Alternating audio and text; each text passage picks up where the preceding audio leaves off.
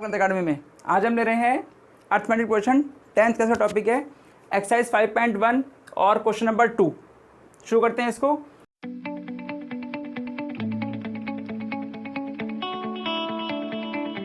Right first 4 term in the AP, यानी आपके पास एक यानी फर्स्ट टर्म गिवन है और आपको कॉमन डिफरेंस गिवन है और हमको 4 टर्म आगे की बतानी है हमको।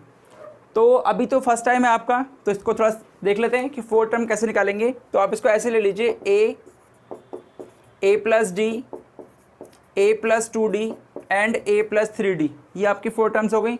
तो a का मतलब कितना है 10, a प्लस d, तो a की वैल्यू 10 है एंड d वी हैव 10, तो हमारे पास 20 सेकेंड टर्म आती है।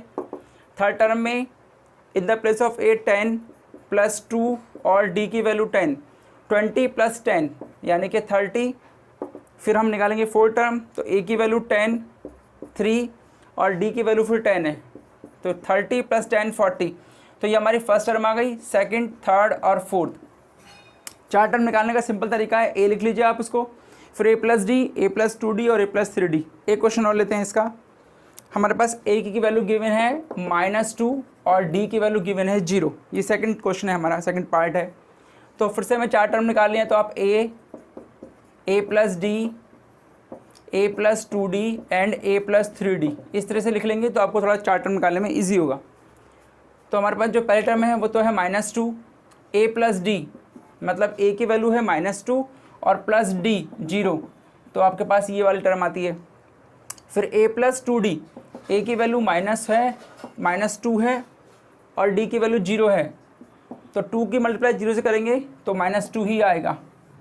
फिर नेक्स्ट है a की value -2 plus 3 and d we have 0, तो 3 की मल्टीप्लाई 0 से करेंगे तो 0 आएगा, फिर से -2। तो यही हमारी 4 टर्म इसमें आ जाएंगी। नेक्स्ट पार्ट लेते हैं इसका। a इज इक्वल टू 4, ये थर्ड पार्ट है इसका, और d is equal to -3। 4 term निकाल लेंगे, फिर से वो लिख लीजिए आप,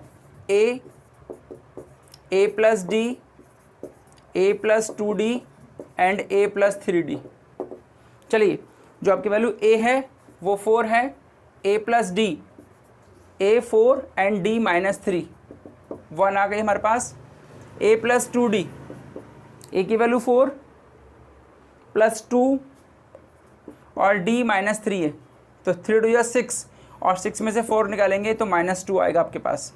एक और निकालते हैं, a हमारे पास 4 है, 3 एंड d की वैल्यू -3 है, तो 3 कितना हो गया -9, -9 में से 5 जाएंगे तो -5।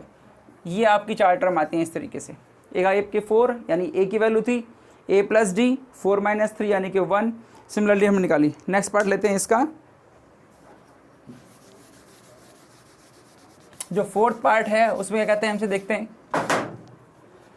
फोर्थ पार्ट में वो गिवन है a -1 एंड d 1/2। आपको 4 टर्म निकालने हैं, फिर से वही प्रोसेस है। तो आप पहले a लिखिए, then a plus D, a plus 2d and a plus 3d। a की वैल्यू कितनी हो गई -1, a प्लस डी मतलब -1 plus 1/2। We have a is equal to -1 then plus and d is equal to 1/2। Solve करेंगे, 2 1 2 plus 1 यानी कि -1/2, -2 में से +1 करेंगे तो -1/2 आएगा। फिर निकालते हैं a प्लस 2d, a की वैल्यू हमारे पास -1 है, 2 और d 1/2 है, तो 2 से 2 कैंसिल और 1 से 1 कैंसिल, ये आ जाती है हमारे पास 0। नेक्स्ट निकालते हैं, a की वैल्यू -1 है, d तो 3 रखिए पहले और फिर d रखिए 1/2। नाउ -1 प्लस 3/2, तो 2 1 2, 2 माइनस का आएगा और 3 प्लस का है, तो हमारे पास बचेगा 1/2। ये 4 हमारे पास टर्म आ गई। एक लास्ट पार्ट बचता है इसका, वो भी ले लेते हैं। -1.25 और d की वैल्यू है -0.25।